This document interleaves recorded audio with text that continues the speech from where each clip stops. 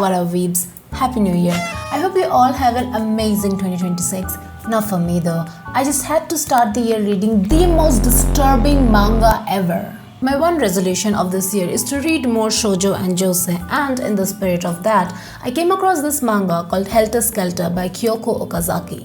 I actually went into this manga very blindly, and what I was left with was confusion indeed. In an age where it is so easy to trick people, gaslight people on the internet with filters and cosmetic surgeries, Kyoko Okazaki's Helter Skelter is not an easy read. It is gnarly. It is emotionally exhausting and so fucking uncomfortable because unfortunately we live in a world where a minor getting a cosmetic surgery for their 18th birthday is fucking normalized. Your frontal lobe hasn't even fully developed yet, but you want gummy bear teardrop shaped titties so you can start your OnlyFans as soon as possible. Helter Skelter is not a story about beauty, it's a story about rotting. It delves into very serious issues like the dark side of modeling industry, celebrity culture, and extreme beauty standards. It is filled with intense body horror, cosmetic surgery failure, self-destruction, psychological distress, eating disorders, exploitations of one's bodily autonomy. So if any of these is a trigger, I would highly suggest to skip this video. We'll meet again in the next one. Okay, so let's talk about what Helter Skelter is really about. Essentially, it's about Liliko, a supermodel who is at the top of her career. She is flawless, perfect body, perfect skin. She is basically dominating television, magazines, or any public appearance. But her beauty is artificial. Every part of her body has been surgically modified to be perfect. And as the story progresses, these procedures start to show their side effects. Her body literally starts to fall apart, and so does her fame. Younger, fresher, bouncier models appear, and the same industry who built Liliko start to discard her. The manga came out in the late 1990s, a time when cosmetic surgeries were considered extremely scandalous and deceitful. The idea of deliberately destroying someone's body and then rebuilding it just to stay marketable was considered very much a taboo and even grotesque. But it is quite contrary to the modern day, isn't it?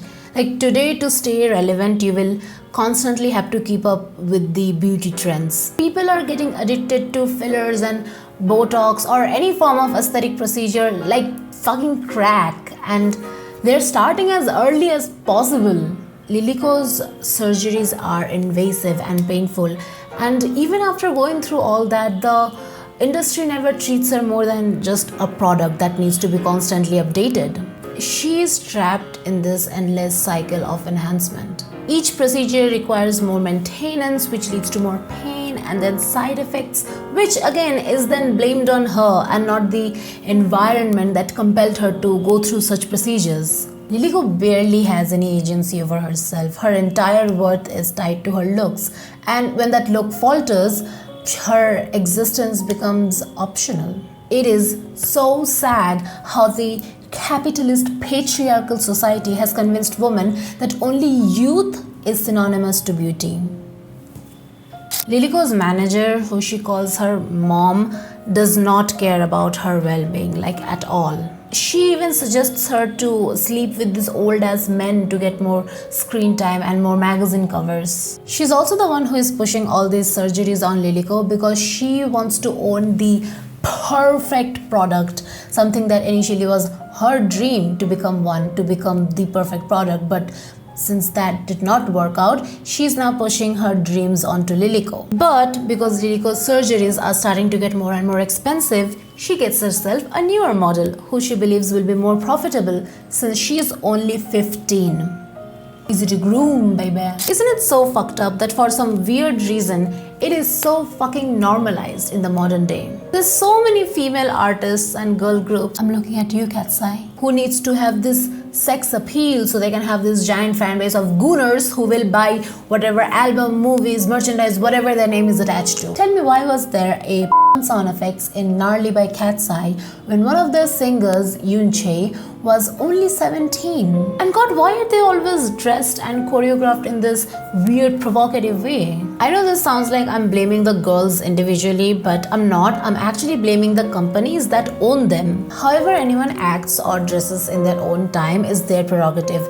But if a company is choosing to dress and choreograph a minor or a barely legal individual in a certain sexualizing way, then that must be questioned, because have we really learned nothing from Britney Spears?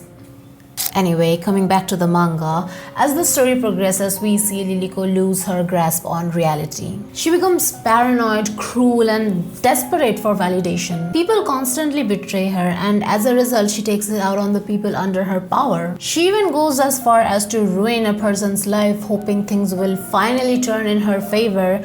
But little did she know, it wouldn't really change her fate. At the end of the day, it's not about the other person, it's about her and how the industry is falling out of love with her. There's also this detective named Asada who is investigating an underground illegal plastic surgery clinic, since there have been many cases of girls unaliving themselves since they could not anymore afford to maintain their beauty, and the side effects consumed their entire body. Liliko is one of the customers at this illegal plastic surgery clinic, and even though Liliko initially never mentioned anywhere in public about her plastic surgery because, well, it's considered a taboo, Asada always felt this weird uncanny valley vibes from Liliko because she's too perfect.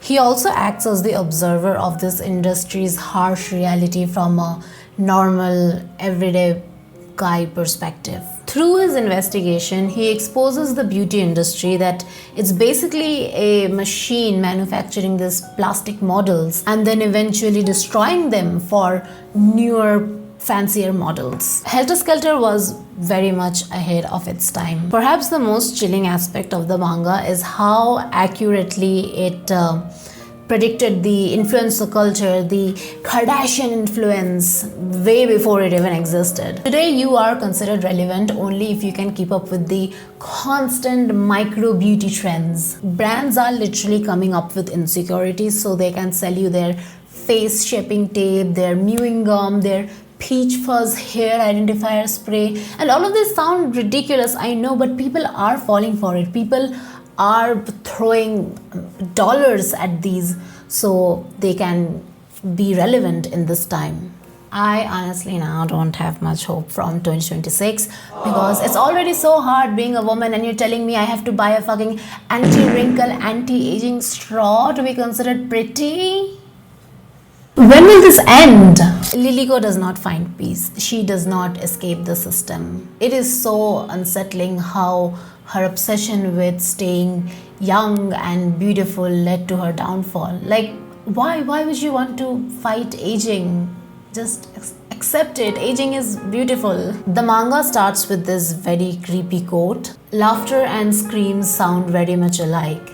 And with this, you kind of get the hint that this won't be the most comfortable read. And reading this in 2026 would be considered more horrifying because if Liliko existed today, her journeys through these various surgeries would be considered very normal. And that's scary.